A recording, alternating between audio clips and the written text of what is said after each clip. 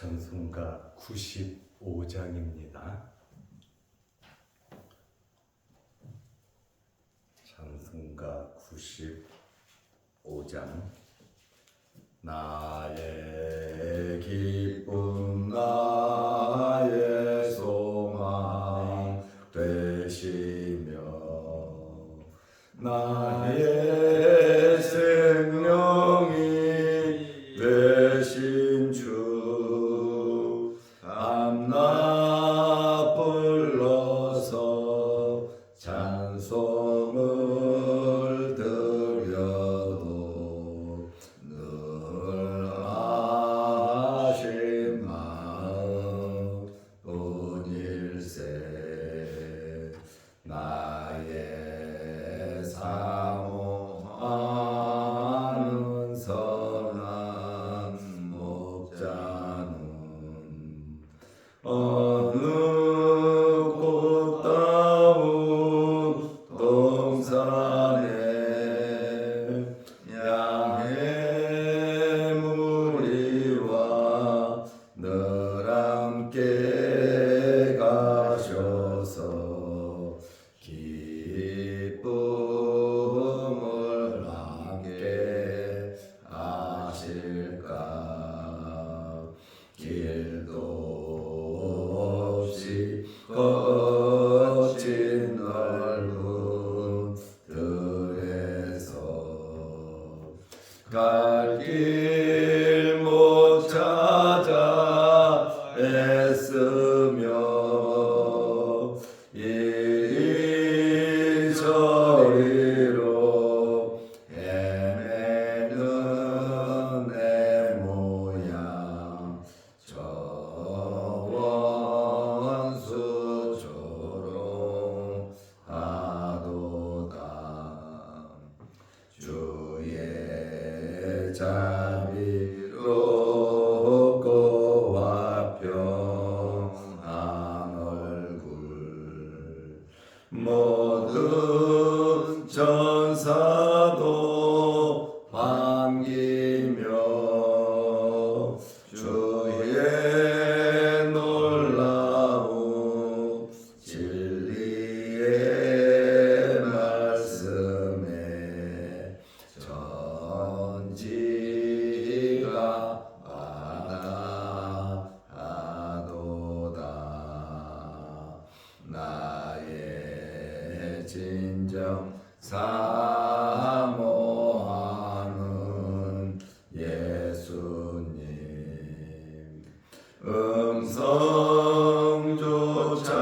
음성조차도 반갑고 나의 생명과 나의 참 소망은 오직 주 예수 뿐일세. 아멘.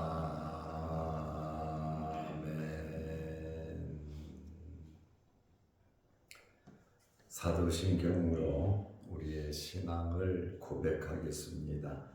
전하사 천지를 만드신 하나님 아버지를 내가 믿사오며 그 외아들 우리 주 예수 그리스도를 믿사오니 이는 성령으로 잉태하사 동정녀 마리아에게 나시고 본디오 빌라도에게 고난을 받으사 십자가에 못 박혀 죽으시고 장사한 지 사흘 만에 죽은 자 가운데서 다시 살아나시며 하늘에 오르사 전능하신 하나님 우편에 앉아 계시다가 저리로서 산자와 죽은 자를 심판하러 오시리라.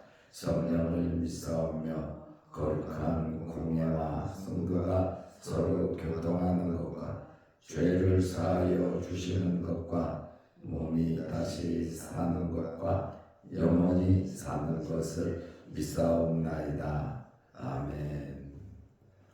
하나님의 말씀 사도행전 10장 17절에서 23절 말씀까지 보겠습니다. 베드로가 본 바 환상이 무슨 뜻인지 속으로 의아해 하더니 마침 고넬료가 보낸 사람들이 시몬의 집을 찾아 문 밖에 서서 불러묻되 베드로라 하는 시몬이 여기 유숙하느냐 하거늘 베드로가 그 환상에 대하여 생각할 때에 성령께서 그에게 말씀하시되 두 사람이 너를 찾으니 일어나 내려가 의심하지 말고 함께 가라. 내가 그들을 보내었느니라 하시니 베드로가 내려가 그 사람들을 보고 이르되 내가 곧 너희가 찾는 사람인데 너희가 무슨 일로 왔느냐? 그들이 대답하되 백부장 고넬료는 의인이요 하나님을 경외하는 사람이라 유대온 족속이 칭찬하더니 그가 거룩한 천사의 지시를 받아 당신을 그 집으로 청하여 말을 들으려 하느니라 한데 베드로가 불러들여 유숙하게 하니라. 이튿날 일어나 그들이 함께 갈새 요바에서 온 어떤 형제들도 함께 가니라. 아멘. 23절 말씀까지 보았습니다. 오늘은 베드로와 고넬료가 보낸 사람들의 만남입니다. 베드로가 지붕 위에서 기도하다가 놀라운 환상을 보았습니다. 그리고 자기가 본 환상에 대해서 굉장히 고민을 하고 있었습니다. 왜냐하면 그 의미를 알 수 없었기 때문입니다. 속으로 의아해했다. 사도행전 10장 17절에 보면 베드로가 본 바 환상이 무슨 뜻인지 속으로 의아해 하더니 환상은 봤는데 음성은 들었는데 3번 똑같은 일이 생겼는데 속으로 의아해 했습니다. 도대체 이 환상이 무슨 뜻인지 베드로가 이해할 수가 없었습니다. 의아해했다라고 하는 이 말은 의심을 했다. 이 의심을 하고 의아해하는 것은 출구가 없는 사면초가에 빠진 거에 도무지 환상의 의미를 몰랐다는 것입니다. 마침 고넬료가 보낸 사람들이 시몬의 집을 찾아 문 밖에 서서 베드로가 환상을 본 후에 고넬료가 보낸 사람들이 도착을 했습니다. 10장 18절에 불러 묻되 베드로라는 시몬이 여기 유숙하느냐 하거늘 아마 베드로는 옥상에 있었던 것 같아요. 기도하면서 환상 보고 심히 고민에 빠졌는데 마침 사람들이 밖에서 시몬이 베드로라는 시몬이 여기 유숙하느냐.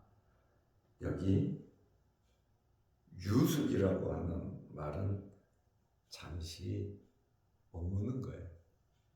유숙. 손님으로서 잠시 머무는 그러한 단어입니다. 베드로의 이러한 고민을 성령께서 해결해 주셨습니다. 환상에 대하여 베드로가 생각할 때에 성령께서 말씀해 주셨습니다. 이러한 일은 우연히 되는 일이 아니고 하나님의 뜻이 있다. 그 말씀입니다. 10장 19절에 베드로가 그 환상에 대하여 생각할 때에 17절에 보면 무슨 뜻인지 속으로 의아해했잖아요. 도무지 알 수 없었잖아요. 성령께서 그에게 말씀하시되 두 사람이 너를 찾으니 20절에 일어나 내려가 의심하지 말고 함께 가라. 내가 그들을 보내었느니라. 성령께서 지금 심각하게 고민하고 있는 베드로에게 말씀하셨다. 베드로가 기도하다가 성령의 음성을 들은 거 아닙니다. 환상 중에 성령의 음성을 들은 게 아닙니다. 맨정신으로 고심하고 있는데 성령께서 말씀하셨습니다. 기도하지 않더라도, 환상 중에 아니더라도 성령께서는 능히 말씀하실 수 있다. 그 말씀입니다. 자칫 잘못 이해하면 기도할 때에 성령께서 말씀하시고, 환상 중에 성령께서 말씀하시고, 기도할 때 말씀하시고, 환상 중에 말씀하시는 내용이 많습니다. 그러나 이렇게 고민하고 있을 때에, 깊게 생각하고 있을 때에도 성령께서 말씀하신다. 때때로 성령의 음성을 들으시기를 바랍니다. 꼭 기도해야만, 환상을 봐야만 성령의 음성을 듣는 것이 아니라, 그렇지 않더라도 시시때때로 성령께서 역사하신다는 그러한 말씀입니다. 성령의 역사는 제한이 없으시다. 그 말씀입니다. 베드로가 지붕 위에서 고민하고 있는데 성령께서 무조건 그들과 함께 가라. 내가 그들을 보냈다.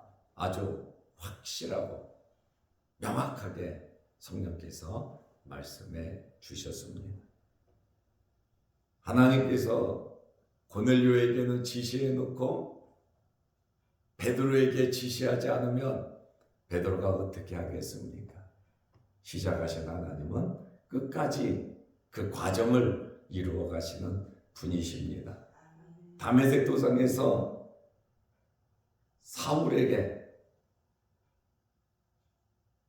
성내 가서 있어라, 성으로 들어가라, 내가 이를 지시하리라. 그리고 아나니아에게 말 안 했어요. 그런데 나중에 3일 금식하고 나서 아나니아에게, 야, 직가라고 하는 곳에 가서 거기 사울을 찾으라. 다섯 사람 사울을 찾으라 하면서 말씀하신 것처럼 하나님께서는 모든 과정을 이어가시는 분이십니다. 한쪽에만 말씀하시고 한쪽에 말씀 안 하시는 분이 아니에요. 말씀을 안 하셨다 할지라도 일을 이루게 해주시는 분이 하나님이시다.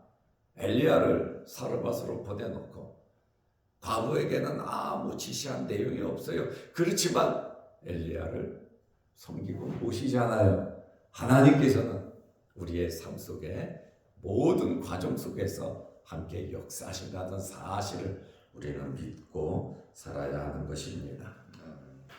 베드로가 자신을 찾아온 사람들과 이제 의심 없이 대화를 나눴습니다.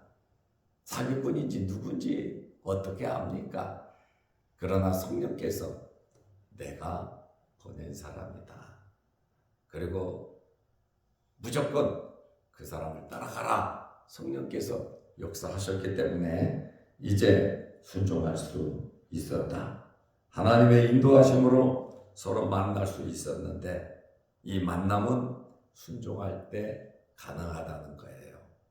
고넬료가 순종했고 베드로가 순종했잖아요. 하나님께 베드로가 뭐라 그랬어요? 나는 절대로 이 고기를 먹지 않겠다고 그랬잖아요. 고집 부렸잖아요. 그렇지만 성령께서 역사하시니까 순종하잖아요. 21절에 베드로가 내려가 그 사람들을 보고 이르되 내가 곧 너희가 찾는 사람인데 너희가 무슨 일로 왔느냐. 이제 베드로는 성령의 지시에 담긴 의미, 왜 내가 저 사람들을 만나야 하며 내가 왜 저 사람들을 따라가야 하는지 그 의미를 알아야 되잖아요. 그래서 베드로가 여기에 온 목적을 물었잖아요. 내가 곧 너희가 찾는 사람인데 너희가 여기에 무슨 일로 왔느냐? 베드로가 찾아가야죠. 왜 그 사람들이 왔는지 물어봐야죠. 우리 믿는 사람들이 하나님께서 모든 것을 다 알아서 해주기를 원하고 있거든요. 그러면 그 사람의 인격이 없어지는 거예요. 하나님께서 말씀하시고 우리는 순종하시고 하고 순종하면서 하나님의 뜻을 찾아가는 것 아닙니까? 그래서 베드로가 묻습니다. 너희가 무슨 일로 여기 왔냐? 내가 너희가 찾는 그 사람이다 말하면 이제 상대방에서 왜 왔는지 무슨 목적을 가지고 있는지 그 이야기를 하지 않겠습니까? 10장 22절에 보면 그들이 대답하되 베드로가 묻잖아요. 그러니까 대답할 수밖에 없죠. 나를 찾을 때는 분명한 이유가 있지 않겠습니까? 백부장 고넬료는 의인이요 하나님을 경외하는 사람이라 유대온 족속이 칭찬하더니 그가 거룩한 천사의 지시를 받아 당신을 그 집으로 청하여 말을 들으려 하느니라 한데 분명히 말을 했습니다. 고넬료에 대해서 주인에 대해서 소개를 하고 여기에 온 목적이 뭡니까? 당신을 그 집으로 청하여 말을 들으려 하느니라.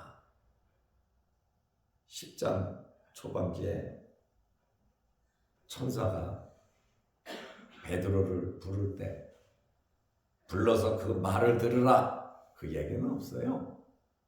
청하라 그랬거든요.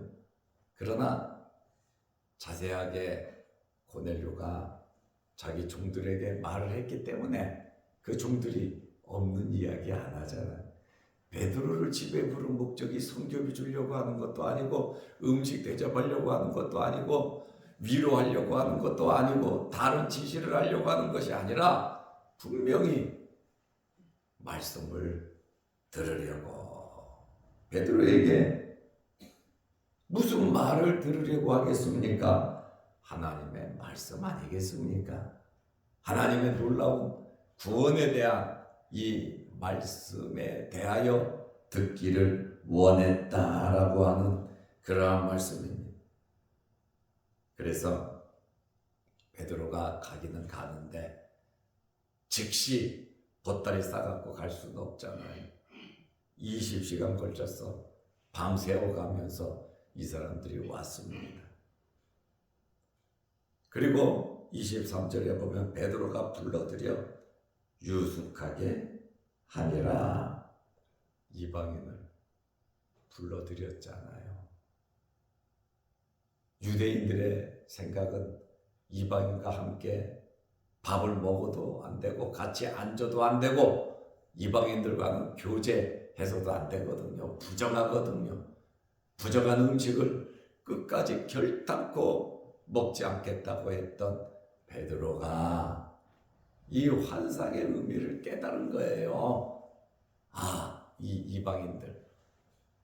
이방인인데 뭡니까? 종이잖아요. 종들이잖아요. 그리고 한 사람은 로마 사람 군인이잖아요.